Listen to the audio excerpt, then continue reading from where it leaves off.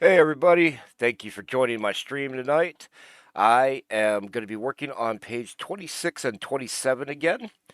We've been working on this pretty much all week, I think. But tonight we're going to work on the Gnome Barbarian. And I'm going to go as far as I can, maybe get past him into some other characters. But we're going to do as much as possible. Uh, Last night, my buddy James started following me on here, and he is in my recommended channels. You should definitely check out his stream. He's always doing all kinds of comic book art over at James Lee Stone, and I believe you can also find him on Facebook with the art page sharing his stuff there. Uh, and he does comic books, Cape Haven, and I believe he might still be doing Conquest. So definitely check him out and show him some love. Let's go ahead and jump into the stream today. So here we go.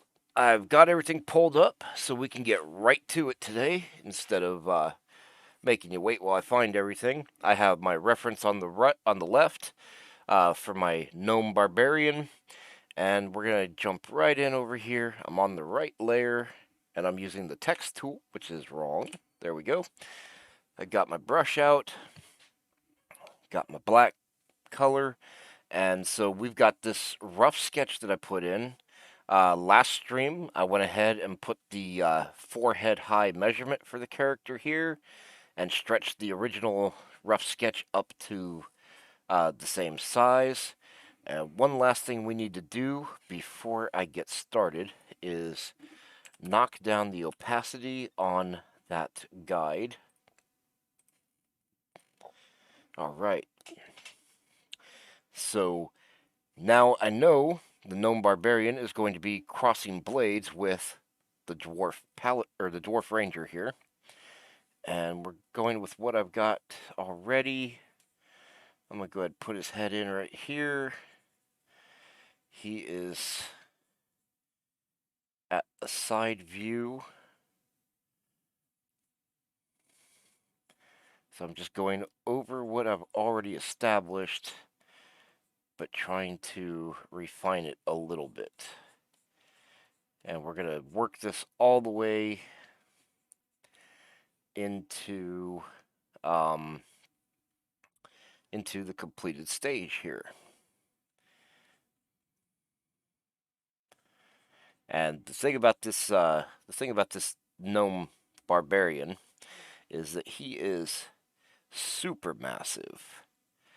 I mean, like more massive than anyone this size probably should be.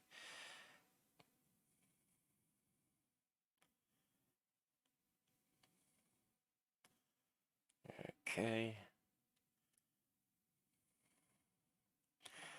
Let's see here. How is that working out?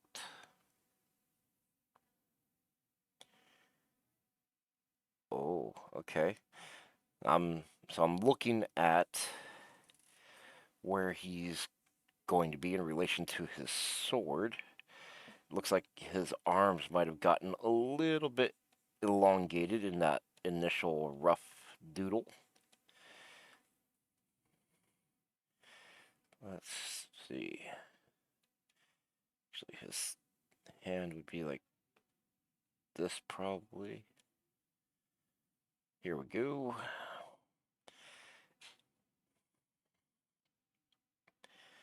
And his other hand should be like right here. Let's make it about the same size. Going up. Forearm would be right around here. Bicep. And then shoulder.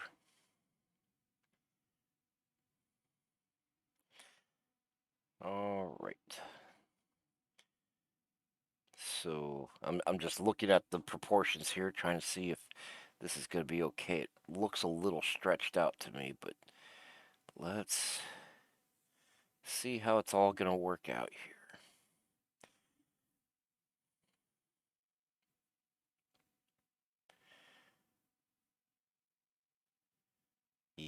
I'm gonna go ahead and shorten up his arms just a little bit. Let's bring these back.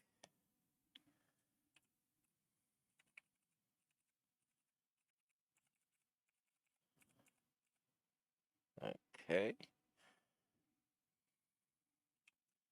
And then I think I'm also going to chop in right along here.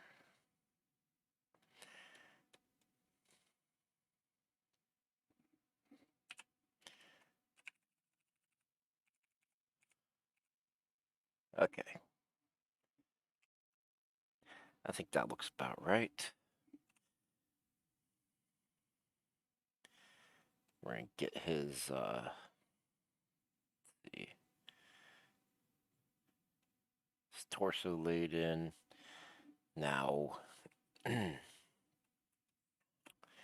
gonna move this knee over this way a little bit from where I had it.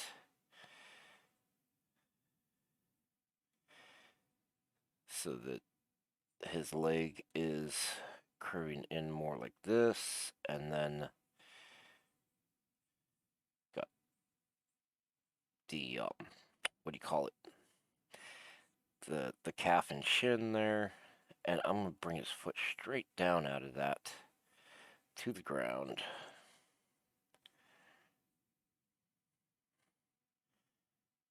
Just like that. But his other leg is arcing out this way. I think his knee should be more right there. And then it is turned like this. I don't want to have his leg turned like inward. So I want to kind of keep it to the outside there.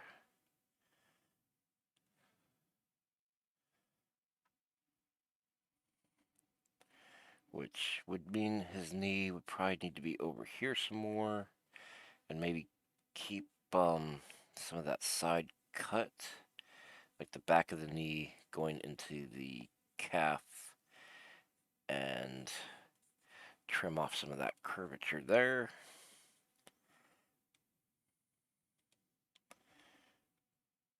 Okay, and we're gonna, yeah, we don't want him to have his leg completely extended because he needs to maintain flexibility or the ability to move.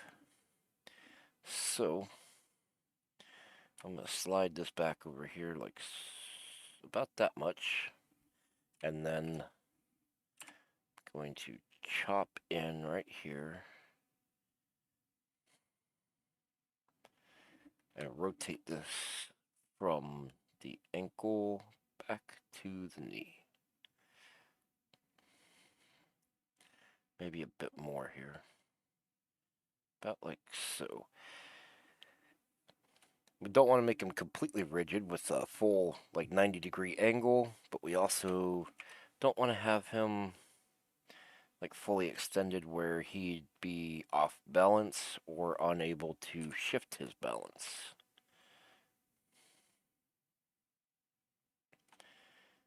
Yeah, I think right there should be good. And let's see, he's looking a little bit chunky and weird right now. I mean, he is like really massive, so that's one thing, but I don't want to make him look too soft. Shoulder there, bicep there. Make my eraser a bit bigger. Oh, I'm gonna raise my light level here. There we go. That way I can see my screen better, so I'm not getting so much glow out of the screen itself. It actually kind of hurts my eyes a little bit. Got to work with the lights on. Okay, I think we've got him pretty well laid out here, and he is still 4 heads tall. If anything, let's see. This foot right here. So I'm going to go ahead and just take this, and instead of moving it, I'm just going to shrink it just a little bit. So about there. Nope. It's just a small adjustment. And for the back one, it should be standing just a wee bit higher. So we're going to go ahead and shrink that as well. And of course, by the term higher, higher on the page makes it just a little bit further in the distance. Okay. But I'm going to go ahead and draw a flat line there. So that's where his foot needs to be, and then his toes can curve upward right there at the end of it.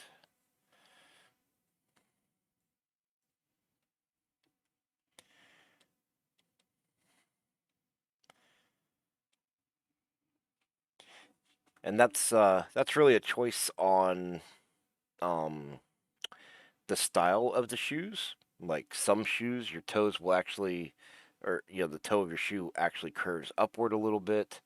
Other shoes, they're nailed down, or not nailed down, but they sit completely flat on the ground. So it's just a little bit of a style thing.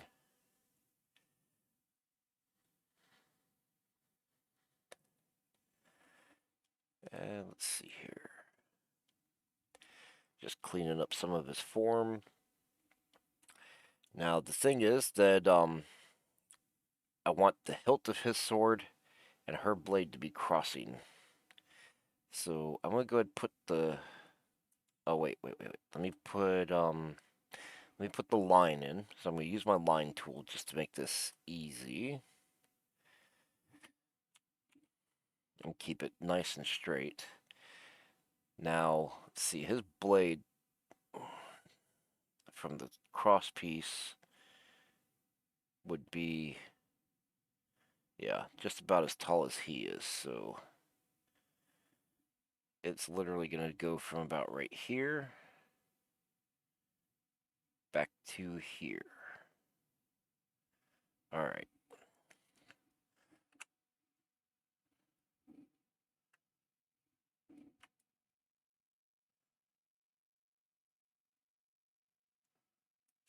Okay.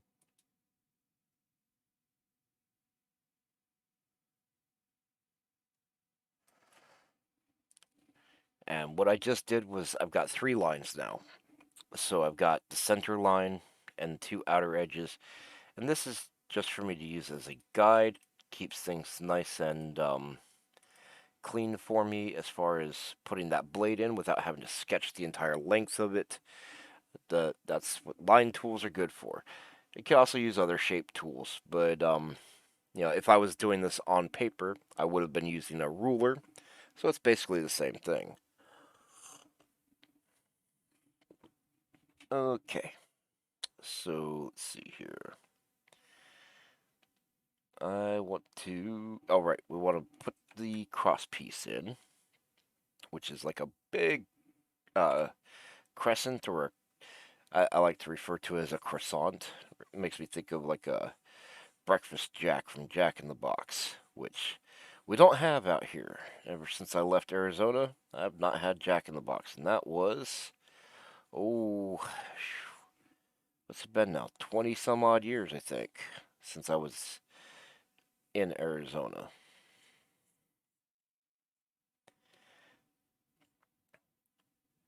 Actually, no, I did go to Jack in the Box one time in Dallas, Texas, and that would have been, well, that only would have been somewhere around 10 years ago, maybe 12. So there's that.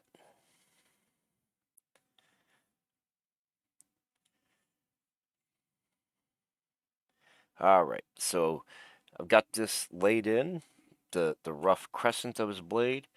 So what I need to do now is just take the character, slide him over here just a bit, and I need to lower him down just a touch.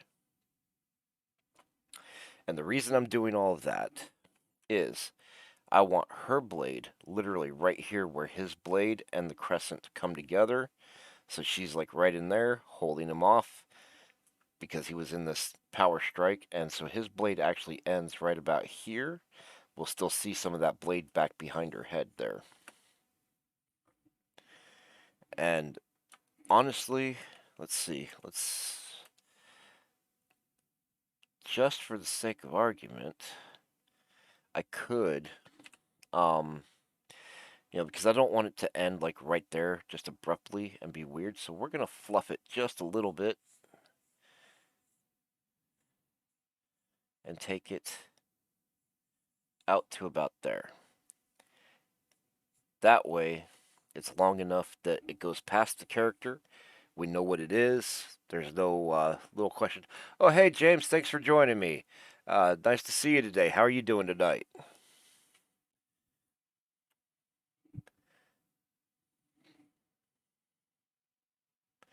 So, we got that interaction going right there. And we're going to get started laying in the character's armor and stuff. Although he doesn't have a lot of armor, he's just got a lot of muscle. But what he does have is on the right arm, the one that's furthest from us, he's got a little armband. We'll just put that in right there and clean up some of the sketchiness there. So this is the pencil page I'm working on for this is actually going to be a two-page spread for pages 26 and 27, where all the good guys and bad guys in my scene are having a battle. Oh, and I turned off my cleric, so she's back now too. Um, but we're going through all of the characters here, getting them all sketched in, and later on, once I get all the pages for this coloring book penciled, I'm going to come back through and ink everything to get it all finished up. So let's see here. Got his armband in. Now he has bracers, which are on each of his forearms. Little, uh, sort of like what Hercules or Conan bracers or something like that. And they have one big rivet and then two little rivets. But for that one being in the back, we're only going to show the one rivet. Well, maybe we'll do the little ones that are right here, and we'll worry about how much of that shows a little bit later on when when we get to finalizing everything on this character.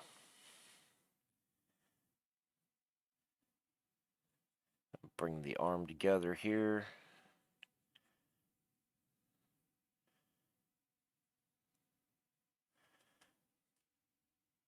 And I can shrink my eraser down while we work in these smaller areas.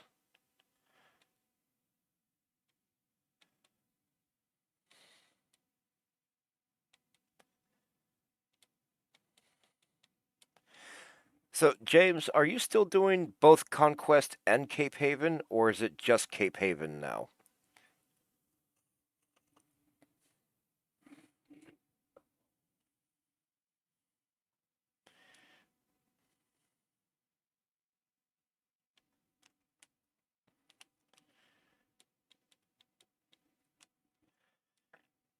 Let's see here.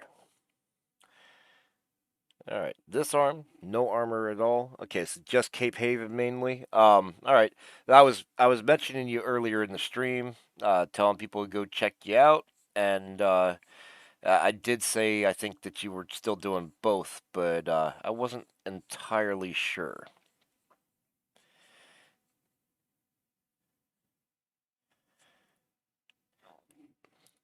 You're welcome.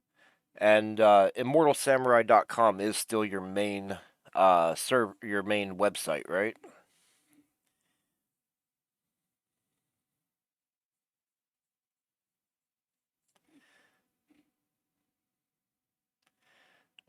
Right. I think I might have made that bracer just a little bit short. We'll go ahead and make it a little bit longer here.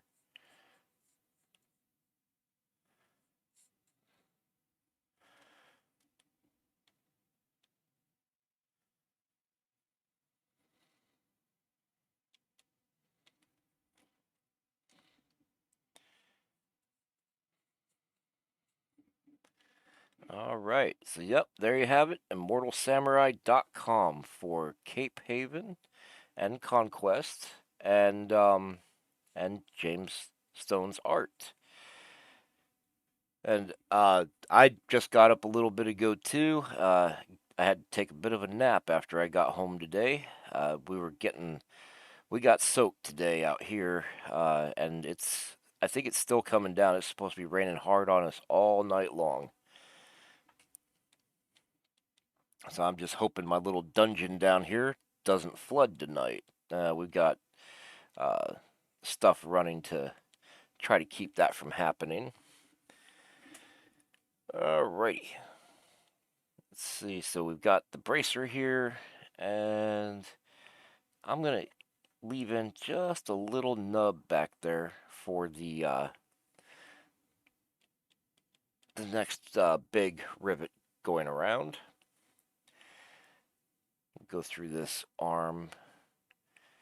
So my little gnome character here, he's a barbarian, and he's got war paint, uh, some kind of crazy hair, and basically more muscles than any two people would know what to do with.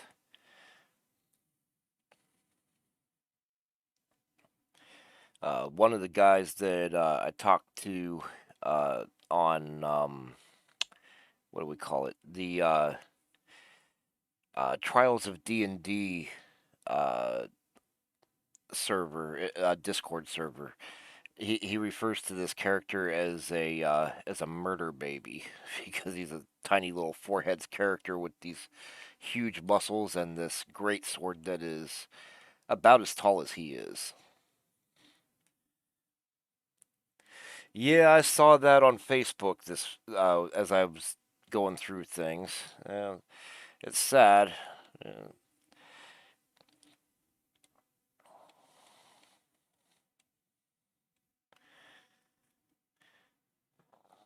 I didn't get the details of what happened, but yeah, I saw he had passed away. Let's see here.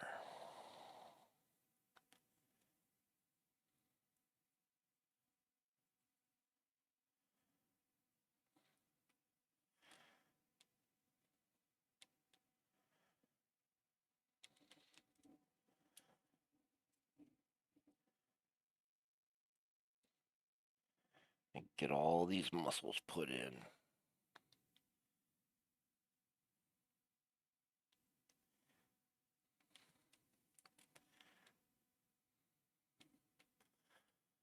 Oh, yeah. Yeah, cancer's a bad one. That's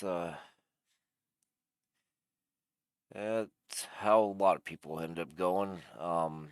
Some of the well, actually, most of the artists that started trying to train me when I was a teenager, they had various types of cancer and um, passed away from them.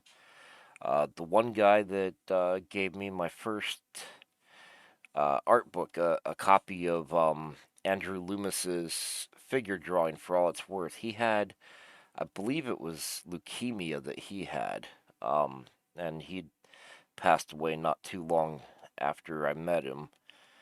Um, but yeah, it gets a lot of people, man.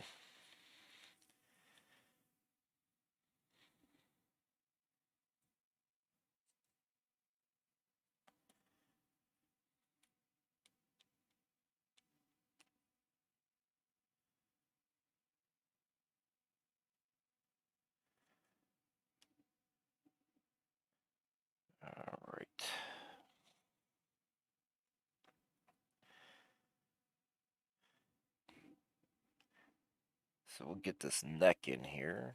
Just kind of, I want to shape it down a little bit. Right now his neck is way too big. Yeah, that's for sure.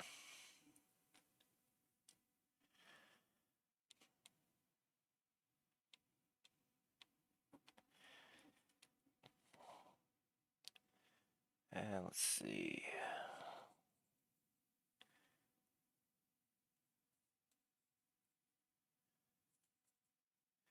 Alright. I think that's going to do.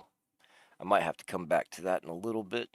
I feel like his neck might actually be a little bit short. But then again, this dude is like all mass. So I might not even really want to give him a neck.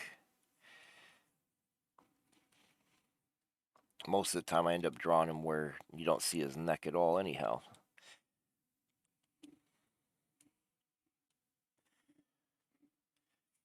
Man.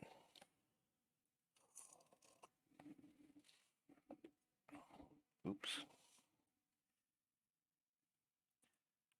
I almost dropped my coffee or dumped my coffee cup right there. That would have been a bad mess.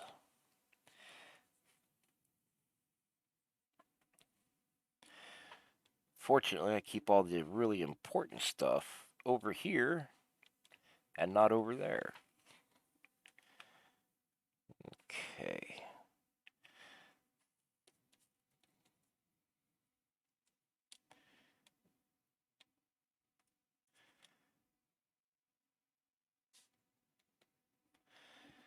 Alright, so yeah, this guy does not have very much armor at all.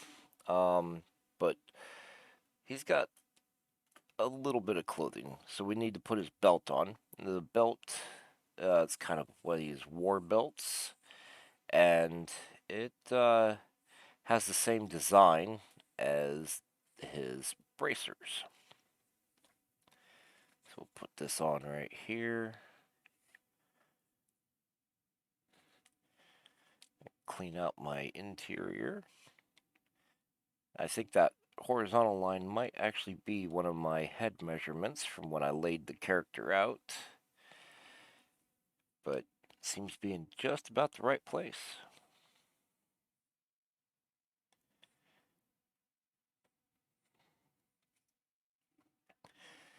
And so here we go. Right around the center, we have one big rivet, and then two little rivets, one big rivet, and repeat the pattern all the way around the belt. And these rivets are rounded, where a lot of times you'd go with spikes on something like this, but I didn't want to have spikes on this character. I like the rounded rivets for this one. But I do have a Tiefling Paladin that'll be getting put in the scene here eventually. She's got enough spikes for everybody.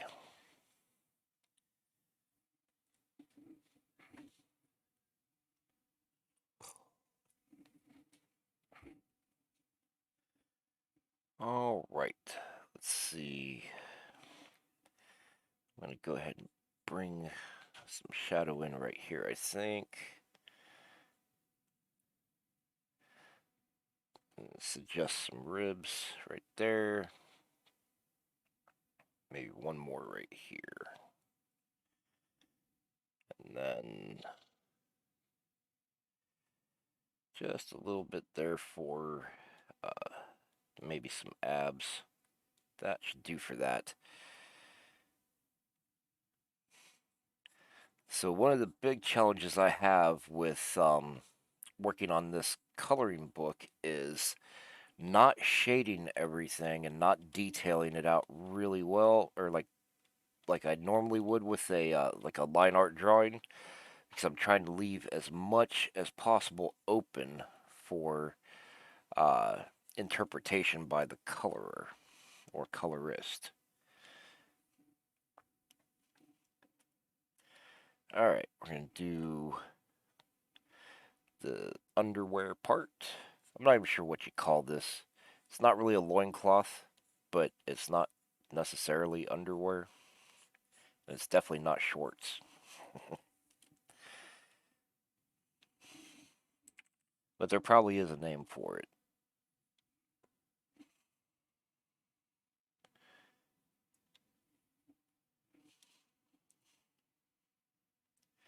And this is a fur, little shaggy fur thing, so just going around my shape now, putting in these edges.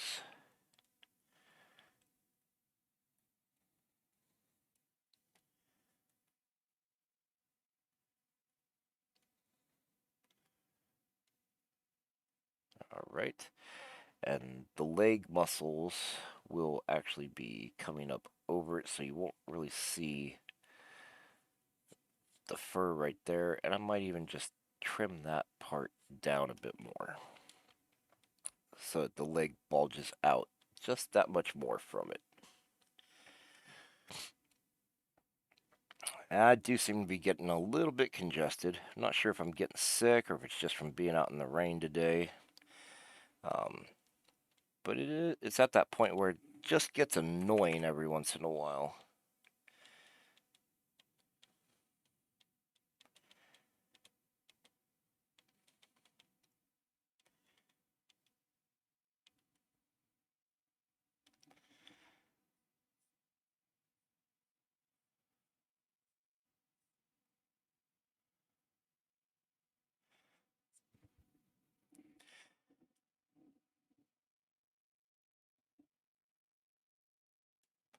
I'm just going to throw in some little suggestions of fur throughout the form.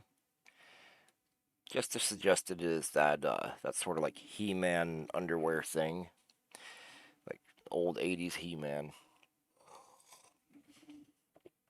I think like back in the days of Savage Sword of Conan, they might have done him that way a few times or often, but I'm not sure. I used to get those big oversized magazines and well, comic books, but the Savage Sword of Conan at Walmart back in the '90s, and I don't have any of them anymore. But I used to love the covers and the stories. A lot of times, I don't know if they were black and white paintings or if they just scanned them as black and white, but some of that was really cool. It's like a grayscale painting that certain artists did, or at least that's what I remember seeing at least once or maybe more often.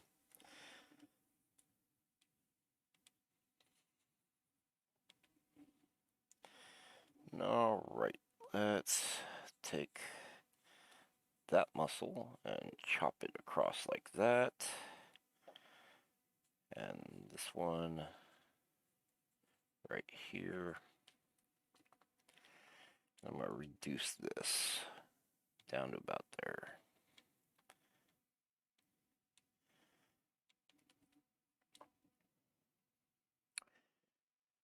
Maybe put a little bit of a nub right here for his knee.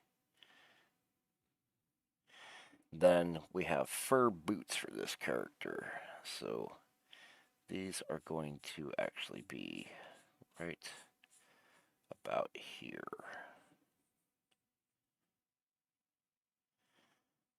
Want to leave just a little bit of space right there between the leg and the boot so that it has that thickness and looks like he's actually wearing it. And in this particular pose, that fur piece can come all the way over his foot, just like that.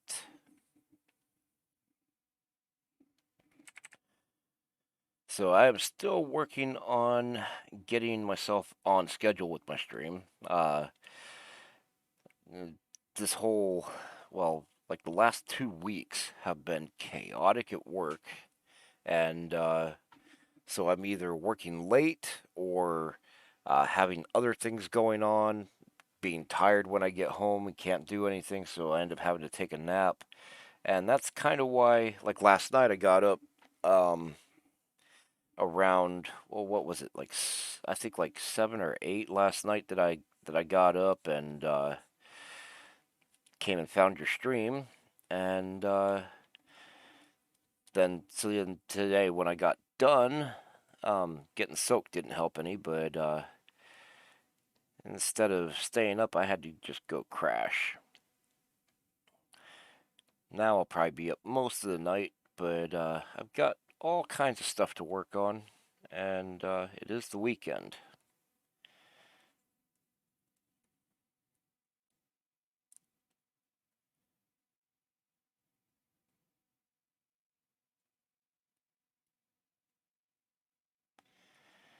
Alright. And I don't know, my fur is just a little bit too rectangle here with the form. I'm gonna just stretch some of this out, make it change shape there a little bit. Maybe do it right here too.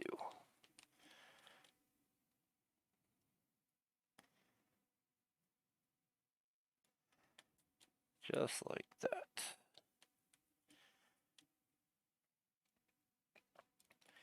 And I tend to do the same thing across the top. And this part is, of course, like if I have other stuff sketched in there, it's a little bit sloppy and messy, but it's a little easier and cleaner when I do it with the fully opaque brush. Let me clean out some of this scribbliness right here before I do that.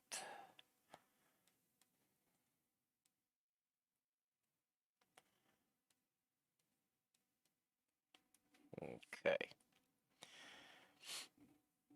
And then the character's boots, they have, they actually do have a sole on them. So some of my characters, their boots are like flat to the ground with,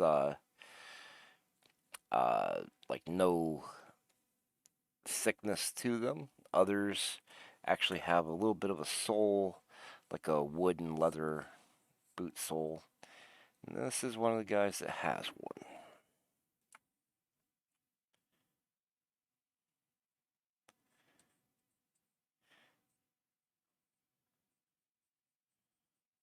And we'll just fill that in with black right there. And actually take that back. Nope. Every once in a while, I'll get that pressure. So I haven't tested this yet. I think, yeah, there is pressure sensitivity on my eraser. That's why that happens. Um, so this, I'm coming from having been using an XP pen tab or display for the last few years, which never worked very well for me. Of course, I upgraded to this monster, and I love it. But I'm still getting used to it.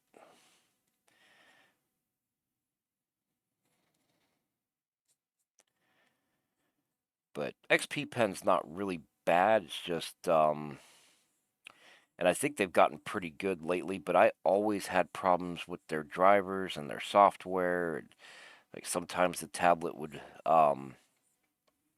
it would detect that it was there. Other times it wouldn't detect it was there at all, and have to restart the computer, unplug the thing, plug it back in. Uh, and at the end, I found that before using anything, I had to make sure I went in and loaded up the XP Pen app so that it would like load everything and register that it was there before I pulled up Photoshop or anything else, because otherwise I would have no pressure sensitivity if the thing even worked at all. So that was kind of annoying, and that's uh, most of the problem that I was having, which made me think about upgrading. But the other problem that I had was anytime I tried to draw a straight line, like use shift and draw a straight line, or try to um, what do you call it? Like do a selection with say the what do you call it? Like the lasso tool. The thing would just lag out on me and get all junky and stuff. And I thought that was the tablet itself, but just before this one arrived, I figured out that that was the Windows Ink setting in the software. So that helped a lot when I turned it off. Turn off the Windows Ink, and I didn't get any of those issues anymore, which almost made me feel bad for upgrading. Almost.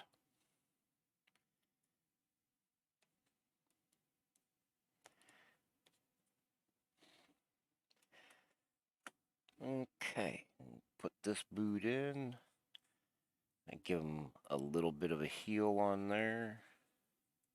Not much, just a little bit of a heal. And then drop down, curve it up.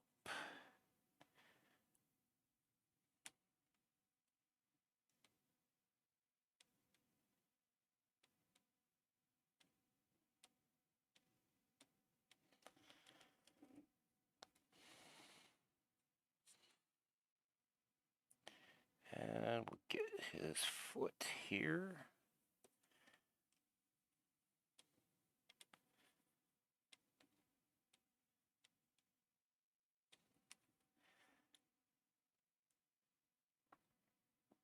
And some wrinkles in the boot.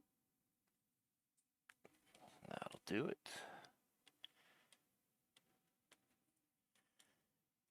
One more here. There we go.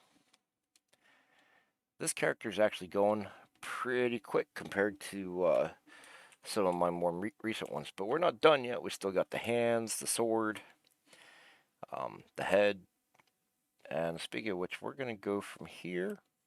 Oh, let me do a little bit more in that leg. Not much. Just kind of want to let's see. I think I need a little bit of a line here. Need to define that knee just a bit.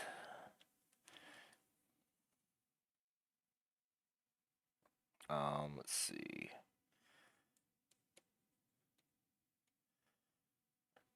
And the calf is going to be crossing over the thigh with a wrinkle. That'll do it. I think I want that more angled inner line there. Okay. So now for some fingers. Fingers and hands, the dreaded, horrible stuff. Let's see. I'm going to bring his fingers across right here. And I'm going to clean out my sword lines.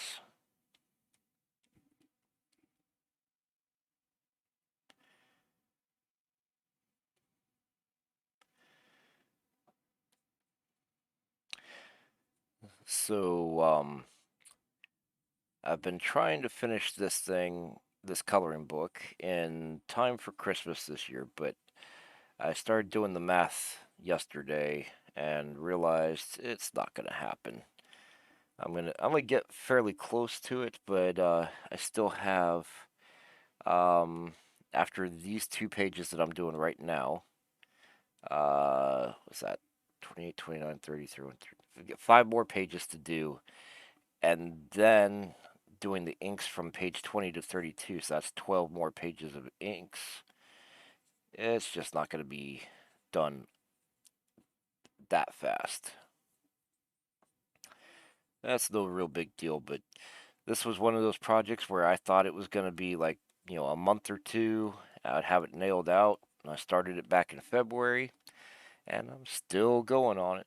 Of course, to be fair, I did pause this project quite a few times while I was working on oil paintings and oh, what else did I do this year? the oil was the big thing. I was learning how to paint with oils, uh, using Master's Touch brand from Hobby Lobby, doing the Bob Ross thing, and then uh, basically learning how to do it my own way. And then I had some commission pieces I did this year. Uh, the what do you call it?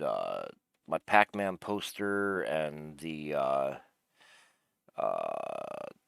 Street Fighter poster. All right, have a good night, James. Take it easy. But yeah, so I did those uh, commissions and just all kinds of things that been going on this year.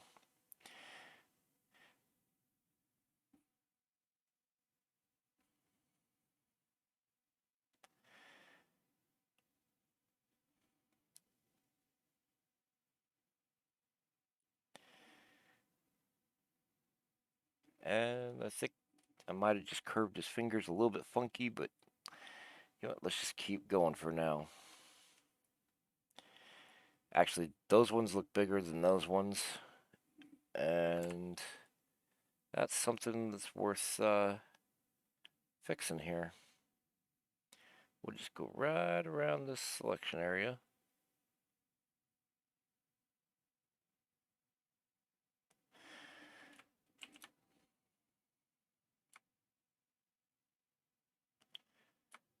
Just tuck it in a little bit. Don't want to make them too small. Just want to bring them down to about the same size. I think right there. So, let's see. What else can we talk about? Um, I I'm on Patreon, which I've got that posted down there in the corner. Uh, but on through Patreon, I what did I do? I started a club because there wasn't one for traditional visual artists, and so even though I'm working digitally here, of course, most of the work that I do is traditional, and even the way that I'm working right now on creating this is essentially traditional. I'm creating my sketch and then going over it with solid lines, inking it. If I was doing colors, it would be separate.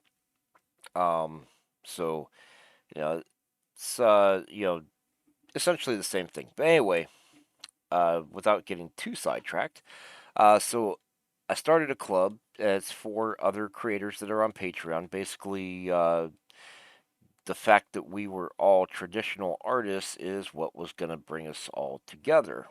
Um, being our common ground, but I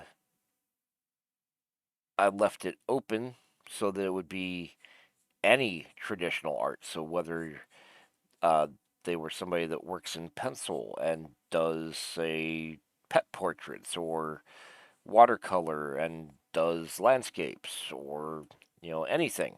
You know, no no like tight knit or no tight restrictions on it because I wanted to be able to basically bring together artists of all kinds of skills so that in addition to building a community together where we get together, talk about our projects, talk about how things are going with our Patreon, that we could also uh, possibly um, share. Uh, I'm trying to read and talk at the same time. That's not working out. Okay, hold on a second. So anyway, uh, so it was a place where we could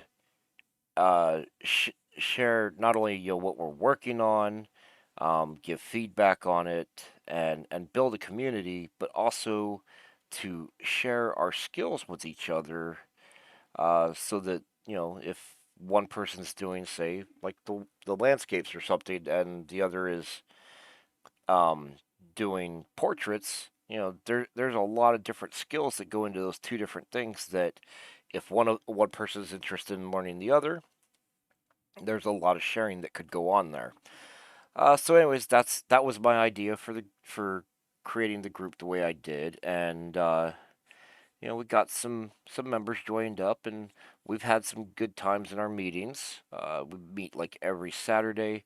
Now this weekend, I have a meeting tomorrow with them, and we are discussing uh, what do we want to call it? Basically, like uh, online art education, where being artists, we create content that educates other artists to become better, uh, sharing skills and techniques and stuff like that. And so we're going to be doing little presentations, excuse me, sharing whatever we've got as far as a plan to start doing that, or what we are doing in that regard right now. And it's really cool because I actually have an interest in starting sort of like a how to draw thing for online training or whatever. And I'll probably be getting to work on that next year at some point. Is I want to get through this coloring book, and then I will see where I go from there. But it's essentially like taking the one thing that I know how to do pretty well and trying to share it with the people that want to learn it. And there's a lot of how to draw stuff out there already, so I figured I would try to target a different audience. So mine is going to be geared towards basically anybody who ever says, "Hey, I wish I could draw like that," and but I can't draw a stick figure, or I can't draw a straight line, or I can't draw a circle. Those are the people I want to train to draw if I can. And so that's going to be um, my thing. Not looking for. I mean, anybody be welcome to take my course, uh, but mainly I'm looking to see if I can train those people to draw the stuff that they want to create. Because it's one of my beliefs that people with, and I don't want to say this in a rude way, um, so don't take it that way, but basically people that don't know how to draw a lot of times have some of the coolest ideas that they can't actually express. Um, and I guess the best way I can uh, give an example of that is like when you see a drawing by a little kid. They don't have, when they're young and they haven't been taught how to draw yet, or haven't really learned it, like to the point of creating something uh, that's disciplined or whatnot.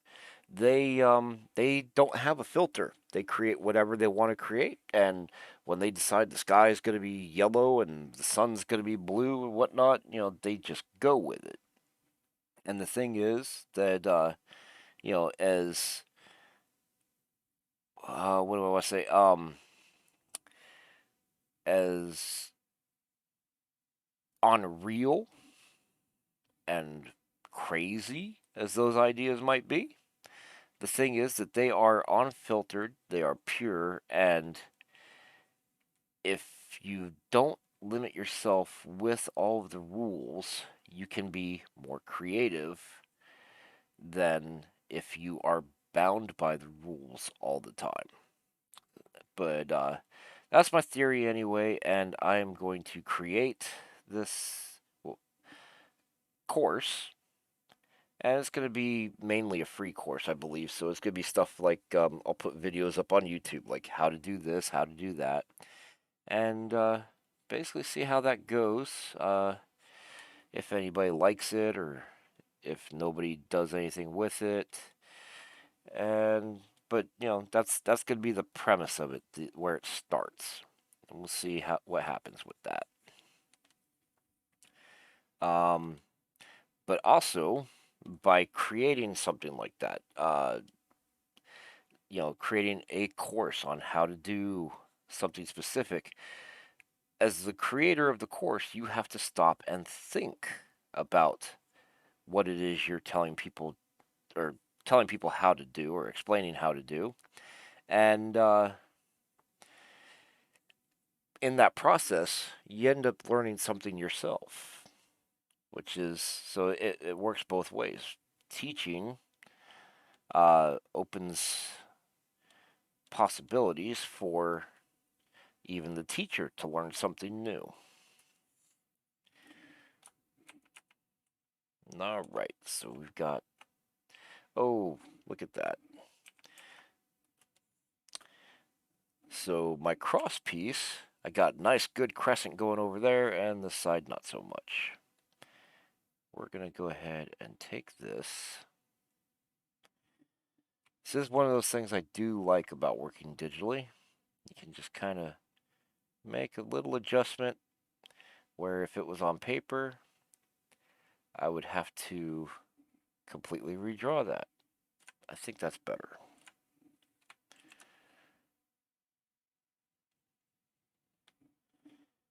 And let's zoom out a little bit more. I always love the way that Photoshop makes things twitch at first. It's like an animation. It's not quite right, but it's good enough. All right. So now, oh, and here's another potential problem. Okay, so I had extended the blade all the way back here, but that's also in that area for the cleric. But you know what? Let's do this, because of where that is crossing over. Let me take my Gnome Barbarian and my Dwarf Ranger, and we'll put them together. The cleric goes on top of them. I'm just restacking my layers. And again, yeah, you can't really see when I'm doing that. Let me see here. I'm going to put them there, and then I'm going to bring them down just a touch more to about there. Okay. Yeah, a little bit more. I just don't want them to be standing on exactly the same level as the cleric. And I've already seen other problems that I'm going to get into here shortly. But let's get through this sword first. Now, having done that, all right, we didn't change the interaction between the barbarian and the ranger. We just changed their interaction be, uh, with the cleric. Now I'm going to go ahead and taper that blade right there.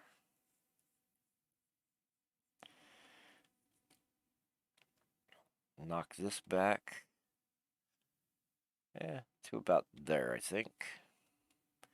And I'm going to add a little bit of thickness to it.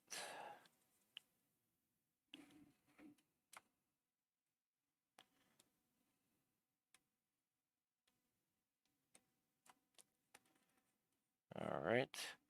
And of course, all the parts of it that are within the Ranger are going to get removed. So right now we've got all this overlap going on, but I'm not going to worry about that just yet. Now I got this hand over here. I'll put a couple lines there. Put a couple lines here.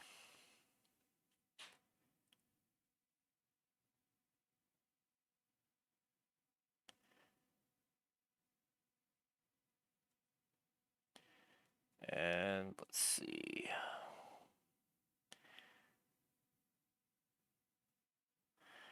Yeah. Just kind of clean that out. And maybe flare out the hand a little bit more back here. That should do fine.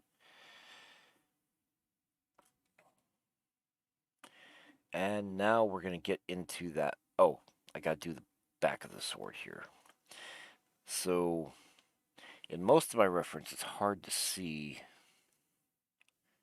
where the hilt of the sword is, but I'm going to go ahead and I'm going to bring this in a little bit more narrow than what I did with my initial lines.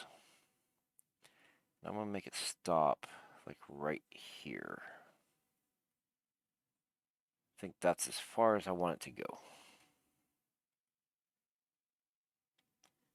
And of course I can then bring that pinky finger in a bit more. Maybe break that line so that it goes down there.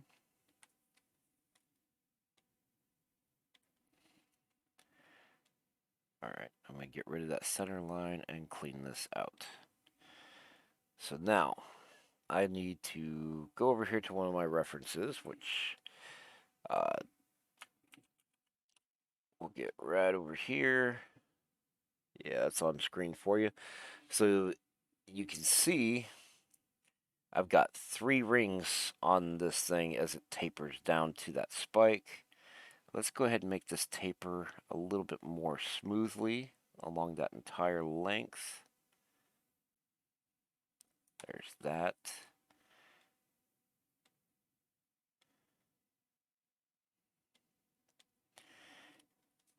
And let's see, it's a little off. We'll bring it back to about there. There we go. And I'll put some of this fur back in over here. Now, we're going to put those 3 rings on here. I'm going to go ahead and put one right here where his hand is.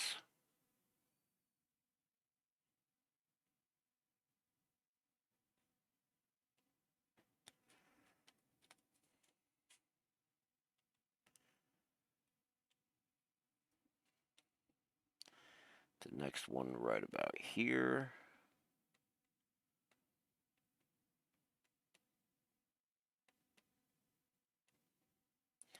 And the last one right there.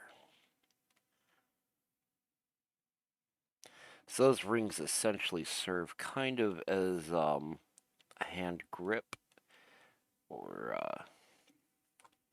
yeah, something like a hand grip, and also help to keep him from like just losing. Like they could help him to what do I call it? Track where his where he's holding the blade at. All right. So now, yeah, let's get into the face. And I want to see.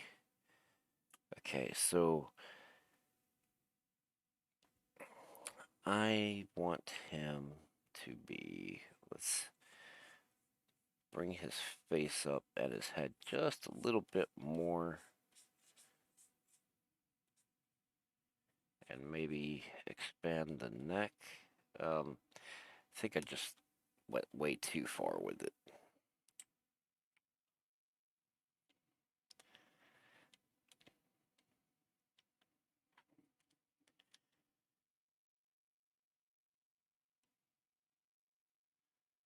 And maybe a little bit more here.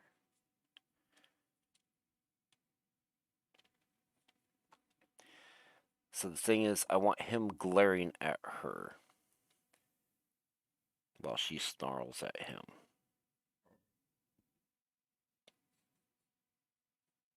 And let's see, yeah, so that's gonna be that. His nose would be there. And then his mouth.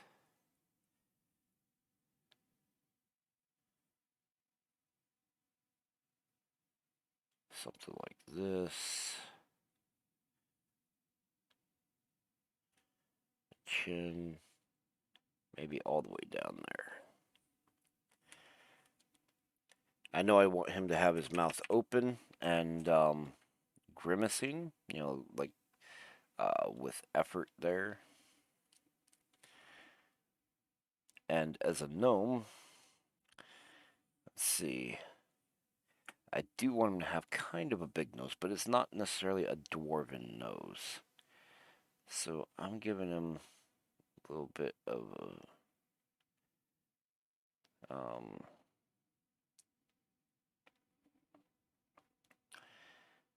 sticking out there like so,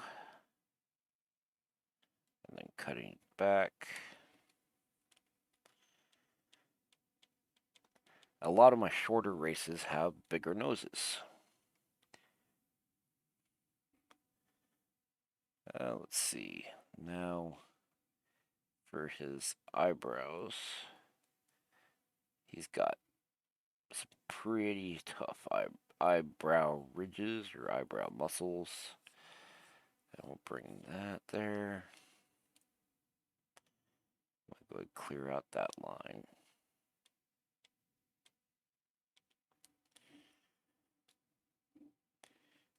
And let's see.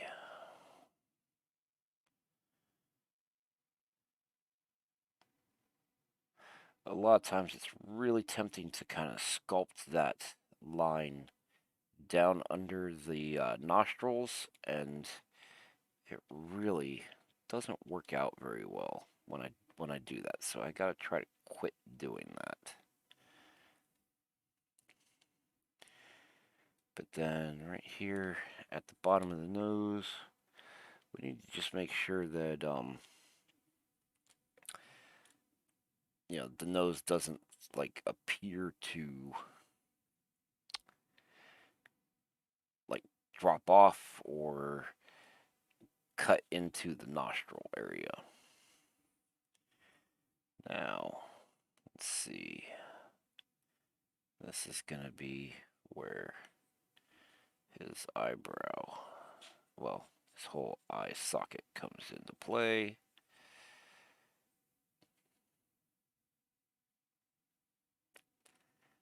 We're gonna go with his cheekbone would be back here, maybe a little bit lower, like kind of drawing in some of his skeleton through his face, because the bones of the skull actually do determine a lot of your features, and that's what all your meat gets packed on.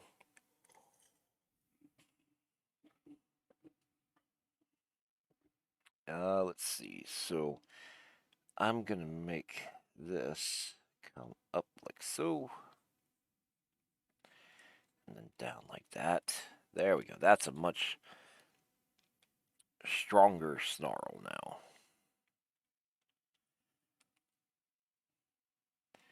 And we could even bring some line out from his nose right there. In fact, I could probably cut that back some more. But I don't think I want to. I actually think I need to shorten that up a little bit. So keep that there. Maybe I'll just get rid of... What if I get rid of the nostrils? I don't like that either. Let's put it back in. Just a little bit right there.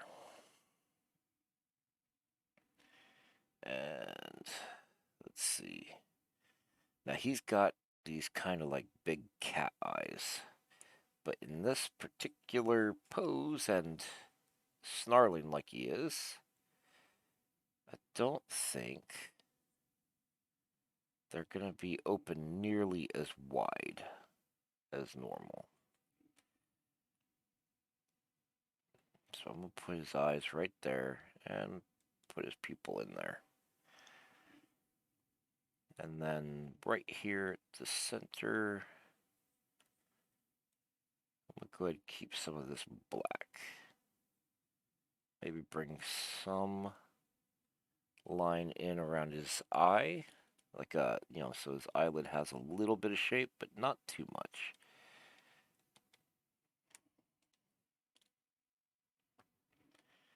And then, let's see, put that there. Now he does have big bushy eyebrows. They are thinner at the beginning, and they get thicker as they go to the end. On the other side, you would see some of his eyebrow over there. We will probably see a split there in his brow muscles, with this one arcing upward,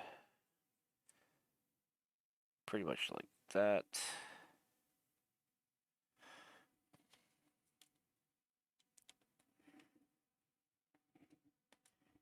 And maybe include those wrinkles in his forehead. Then, let's see here. Maybe work on putting his teeth in here a little bit better.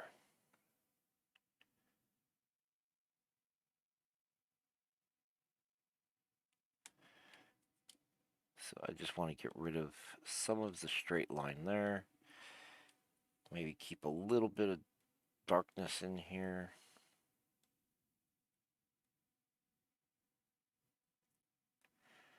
Maybe a bit back here. And in fact,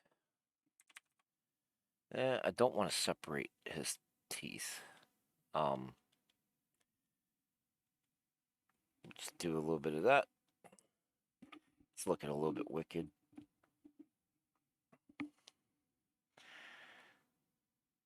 And we'll bring his lip up around, like so. So he's looking pretty ugly right now. And that's kind of the goal for this particular bit. Oh, I wonder, what if I bring this out more and cut it down, and then go to that? That might not look very good, though. No, that looks too crappy. But what if I bulb his nose? I don't want to bulb his nose too much. He's not a dwarf. He does have a big nose, but it's not the same as the dwarf nose. I think that's pretty decent. Oh, so let's do his shaggy eyebrows. Kind of the same thing as when I was doing the fur on the boots. I'm just going to kind of add some of that and do a little bit over there. And clean out a little bit of that. Now when I do the inks, I'll try to make that a better form so that it's easier to like slide a colored pencil through there.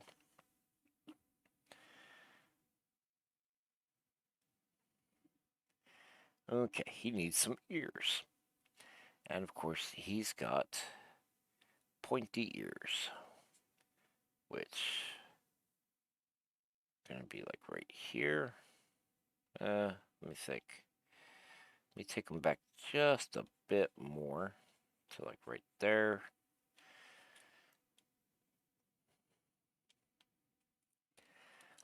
And see, they don't really go up past his head, do they? No. Alright. But they do sweep up and back like this, and then they actually arc to the rear a little bit with a point.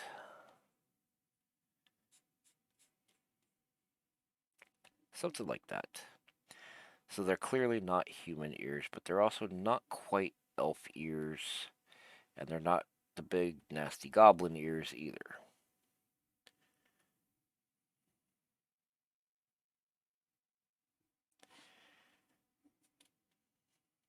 Alright, we're going to get rid of that line. So that was just to mark where I wanted it to be. And then, of course, from here, the ear comes down. Jawline is actually right there. This old jawline was just way too far back there. We gotta keep this in here. And we'll go ahead and keep his neck. Give him a little bit of more shadow right there. And create a little bit of a split right here where the different muscles are coming together in the neck and the shoulders.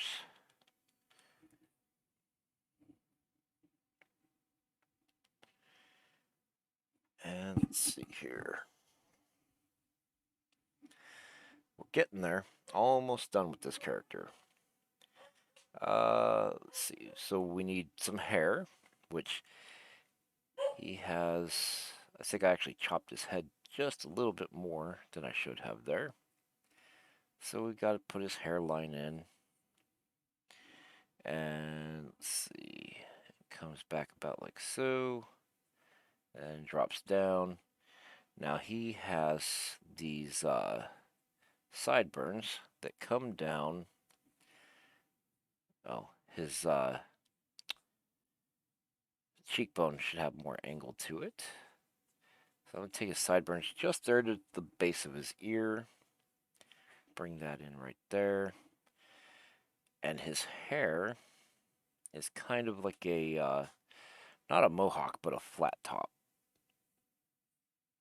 So I'm going to go ahead and bring it across like this. Bring it down like this. And he'll have some back here at the back of his head. Have I ever even drawn him from the side like that? Okay, so I've got some wavy hair going on over here. He's got some lengths at the back and the bottom. So we just kind of release that a little bit and let him have some kind of curly hair back there. And there's that line for laying it all out. So let's clean up this outline here. Get rid of this back there.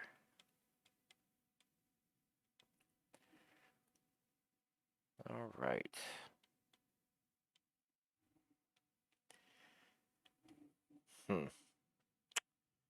Okay.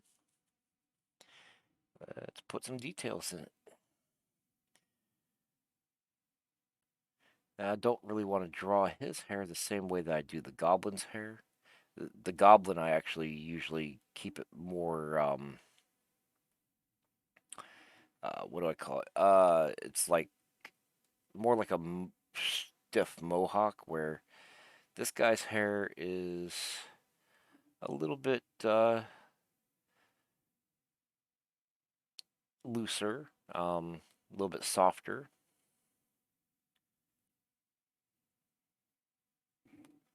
And then right here at the sideburns, let me go. Yeah. So he's got a little bit of overhang, and then he's got some like big overhangs right here. So his sideburns kind of just flare out right in the middle and then taper off. And I need a small eraser to clear this area out.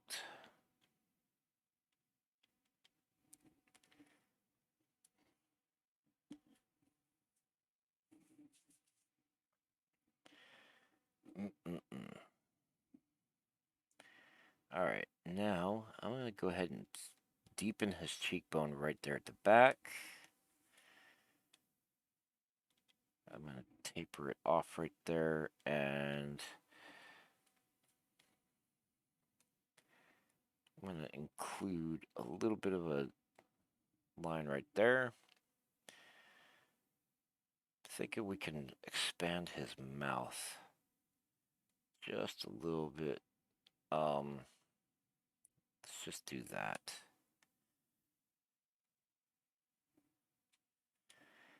It's not a very big change, just a little adjustment.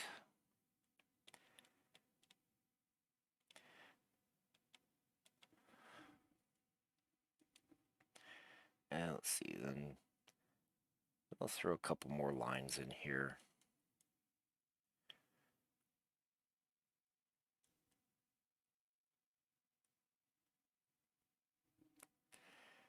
And it's time for his beard. So he has a little goatee, and it kind of grows out right here.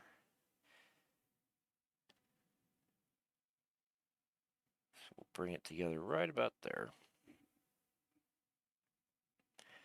But it doesn't grow very far back on his face, and it's not very big as far as, so it's that little shape right there at the front of his face.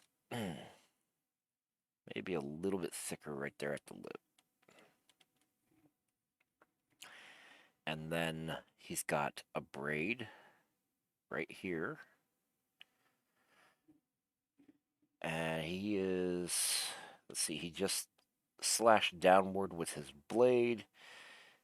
She's catching him here, or yeah. So she's catching him there on her sword. And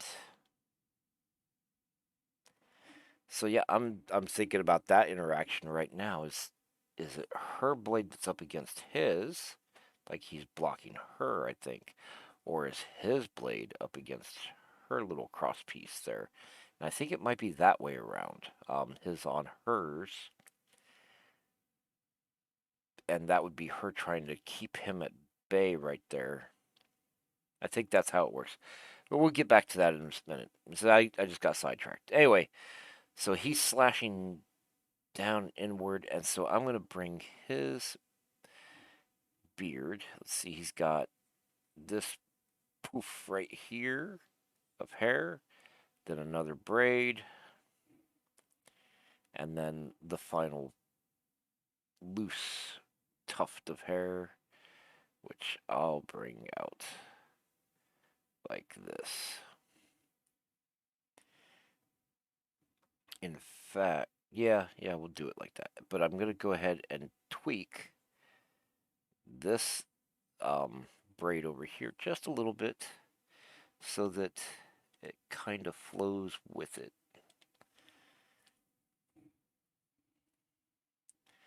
And then, what is that line from?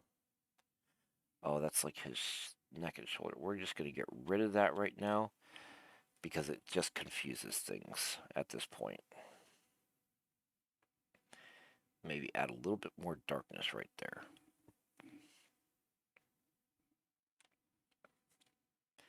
And for this, I'm just going to go ahead and throw a few eraser marks on there.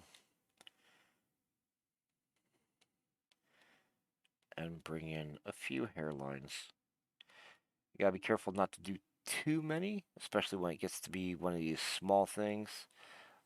Because if I do too many, there won't really be much to color.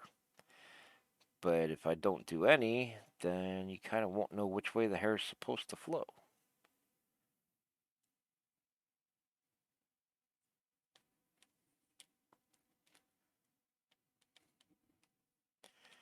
All right. Let's clear out that line right there, or at least a little bit of it.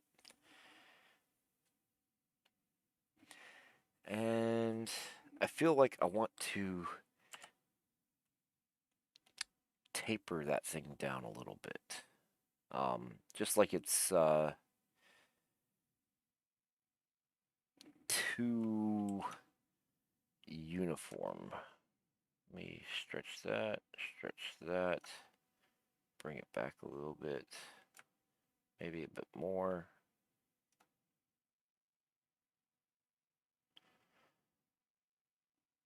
try that. Yeah, I think I like that better.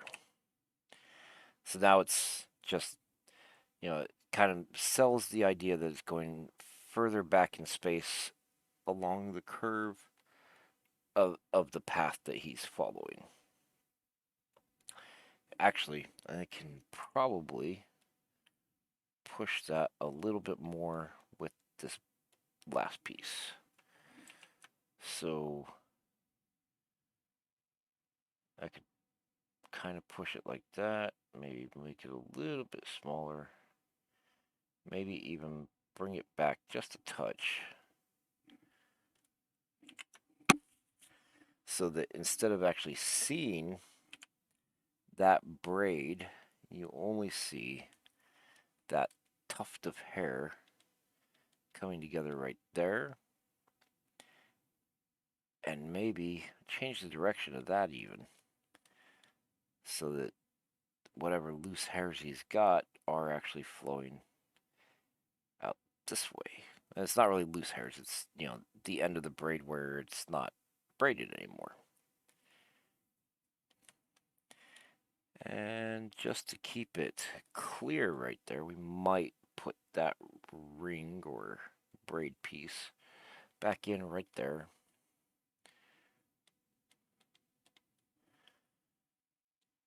It's going to be a very small detail at this point. And let's see, what's it been? An hour and a half? And are we done with this guy, or do I have more? Oh, I need to do his paint, which is not that complicated. So he's got this war paint on his face that is essentially like if he just uses fingers to put it on.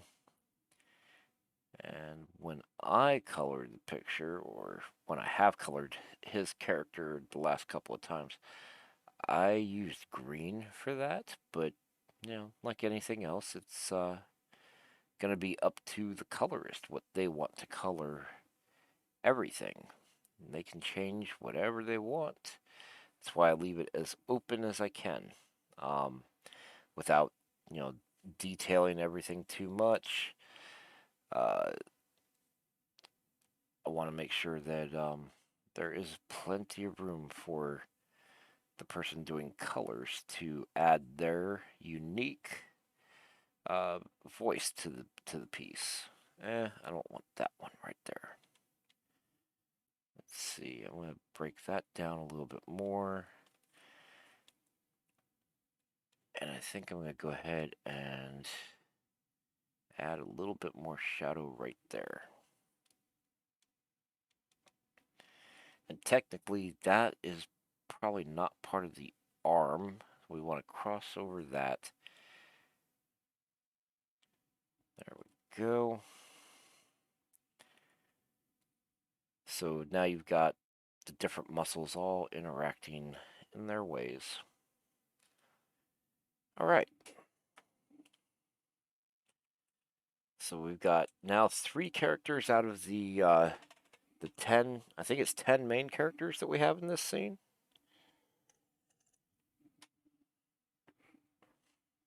So let's go ahead and jump over to, I believe, the Barbarian, Goblin, and the Dwarf Fighter. Yeah, that's who we got next. So, let's see. Now, I've got these head measurements here. Yeah, so 3 heads tall. That is my Barbarian Goblin, or Goblin Barbarian. And of course, I'm going to select, let's see, are they on, they're not really on different layers. So, okay, before I do this, try to let you know what I'm doing here. I'm on the Goblin Barbarian. So these 3 heads measurement are the Goblin Barbarian, and I'm going to put them right, like just a hair lower than this 4 heads measurement, which is the Dwarf Fighter. But now I'm going back to my sketch, and I'm going to select these two guys.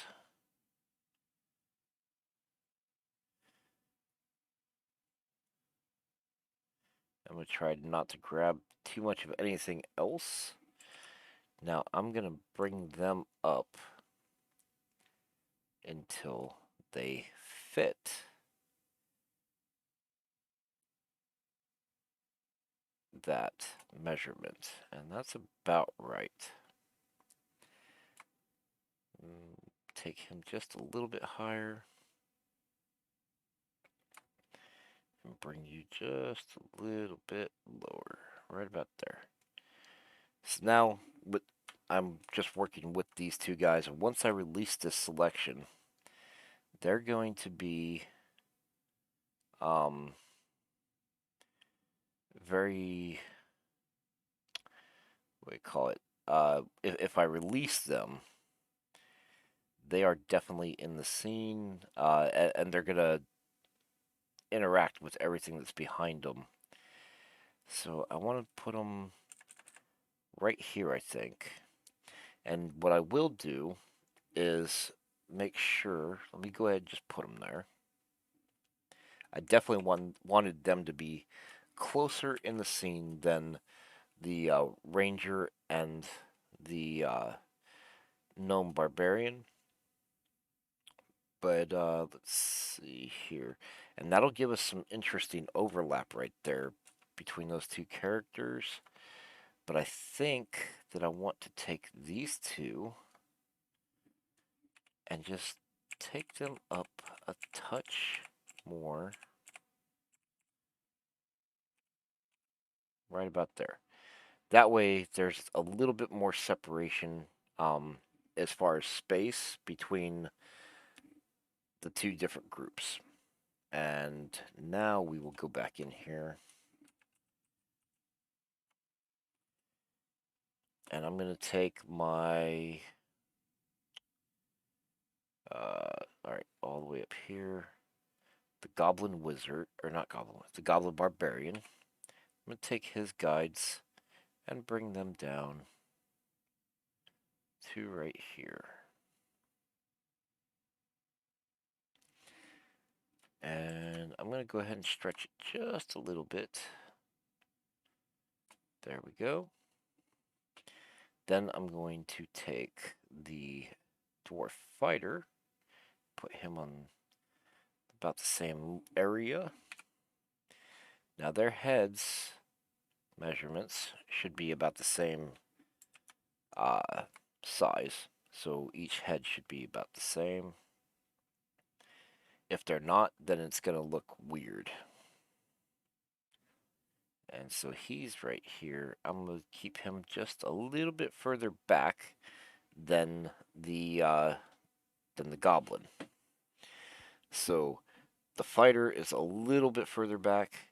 This gnome is a good bit further back than either of them. That's just my way of keeping these guys in perspective along the ground plane.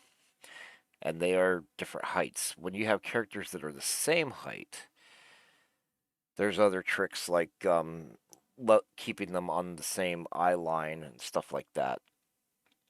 But yeah, so I'm going to go ahead and end this stream for tonight. We got the Goblin, or the Gnome Barbarian in. I'm going to go ahead and work on getting these guys in off camera. And I'm going to try to get as far as I can on this weekend. I'm really excited to see how this page turns out. I'm liking this big epic battle I've got going on, the magic that's going on. And, I mean, we're going to have Undead coming into the scene, and it should be really cool. I just want to make sure that we get it done and that it looks good. So, again, thank you for joining me on my stream. If you're watching me afterward on YouTube, please like and subscribe to my channel. That way you'll get notifications every time I upload one of these videos or when I create some other content, such as my product reviews and demonstrations, maybe an animatic, or any number of other projects that I might do. And if you are here on Twitch, please give me a follow on my Twitch channel. Thank you again, and check out the featured artists in my channel as well, particularly James Stone. Me and him have been doing art and interacting a little bit for, I don't know, 10, maybe 12 years now, maybe longer than that. Um, but yeah, man, go check him out. He does all kinds of cool comic book stuff and has comic books for sale as well. I will see you, if not this weekend, then we'll try again for my scheduled art stream on Monday at 2 p.m. Eastern Time. Thanks again.